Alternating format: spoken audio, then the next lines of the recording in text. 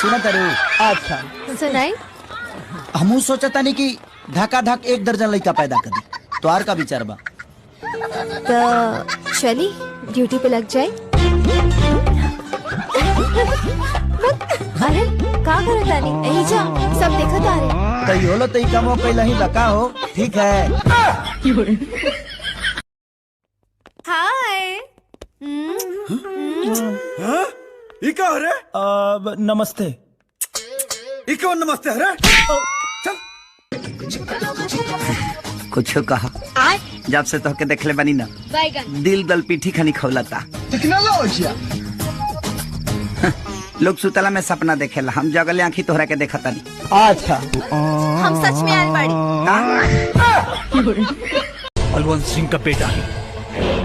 2 minute में तोर वर्दी उतरवा दे। 2 मिनट में। अच्छा वर्दी सरकारी है। ई तोरा माई के पेटी कोट ना हा कि तोर बाप उतार दी।